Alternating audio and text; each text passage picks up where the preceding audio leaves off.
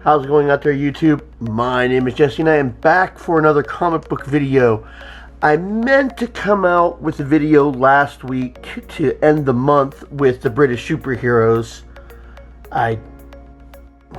Work got in the way. Anyways, I am back to finish up with the British superheroes with this video, and then we'll see where we're going from there. There are a number of requests that I need to fill, so I'll start working on those after this. This is going to be an interesting video. If you want to see any of the characters, and this video is expanded a little more, just let me know.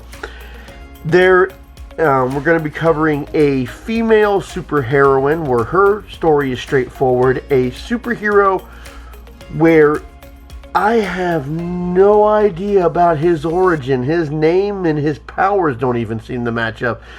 I looked over it a couple times. I'm kind of confused about this origin. It's kind of weird.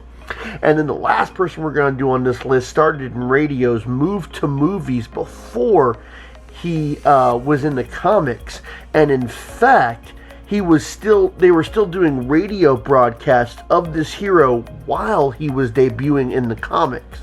So he was pretty popular in his own set for a while. So let's go ahead and cover these three to wrap it up with our tour of superheroes around the countries. Coming in first, Electra Girl. Electra Girl, Carol Flan, first appeared in a number of comics. Looks like G-Boy Comics in 1947, Whizzer Comics in 1947, and Super Duper says from 47 to 49, so I'm guessing she had multiple appearances. She is a human mutate. Her biology has been changed. She has electric powers, which allows her to fly and discharge electricity like Electro. Let's see. Carol's father, Dr. Flan, was an electrobiologist and ended up being killed in his laboratory. A couple of weeks later, Carol came by and was curious about the experiments her father was working on. She was messing around with the electric generator when she gets zapped by a bolt of lightning. She wakes up and wonders why she hasn't been burned to a crisp. Her answer comes later when she strokes, I guess, her cat and unintentionally electrocutes it. Oh my. Okay. It doesn't say whether the cat lived or died, but that's stupid. That's just the stupidest thing. Okay, she found out that she was a living electric generator.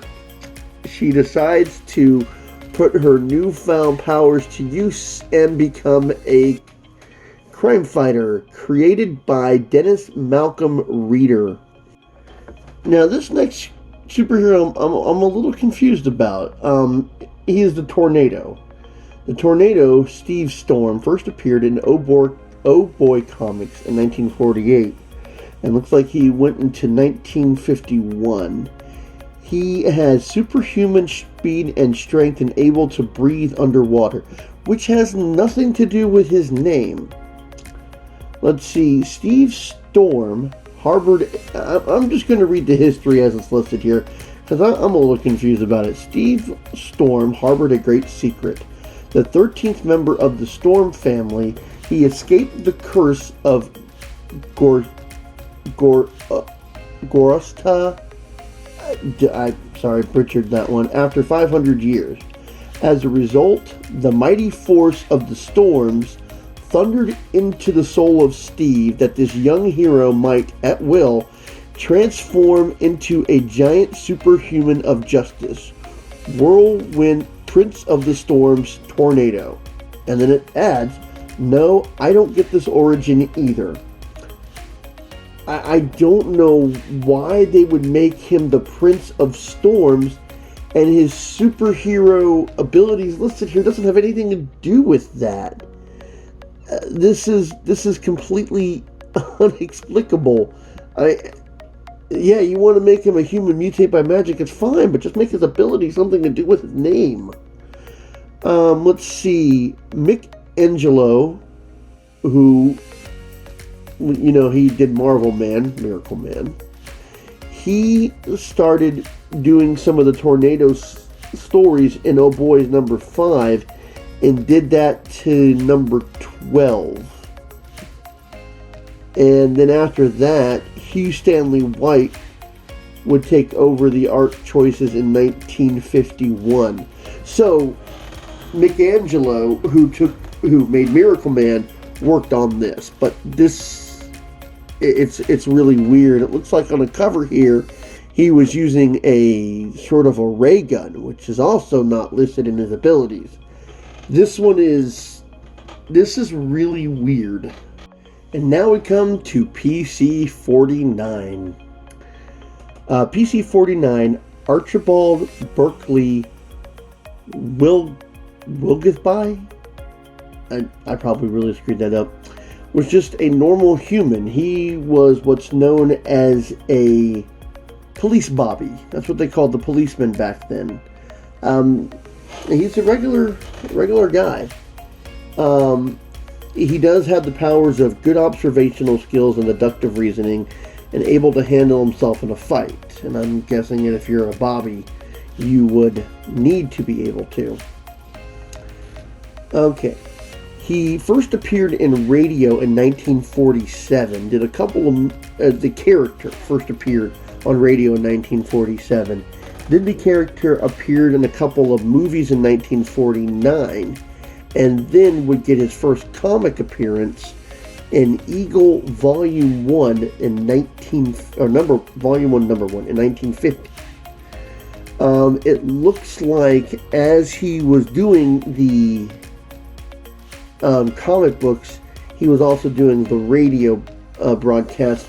Now, I'm not sure how much of the radio affected the comic books, but I would assume that they would be along the same storylines. You don't want to differentiate too much and have two different works saying something two different things, because then people might be confused about where they are. It looks like in 1953 and in 1955 there was a couple of annuals that came out of PC-49, and it was a couple of his radio show scripts that didn't make it to radio was featured as part of the comic book. So whatever they didn't get to do in the radio, I guess they put it in some of the special annuals. I don't know how many comic books it did overall, but it looked like this was a pretty popular character. So PC-49 wanted to be part of the plainclothes division of police officers. I'm guessing that's just a detective. He solved a lot of cases, and he also worked with an organization called the Boys Club, and this was like a Big Brothers program. He became a mentor to a number of the people and wanted to set a good example to keep them on the straight and narrow. His fiancée, that he would later marry, Joan Carr, assisted him on a number of adventures. It does say that he had a son, but they never identified what his son's name was. But it was part of the story, or it wouldn't have been listed. Well, I hope you enjoyed this. I hope that you've liked all the superheroes from all around the countries. Like I said, there was a number of heroes that people want me to cover more. There's definitely one from the Canada list that I will definitely get into more details on.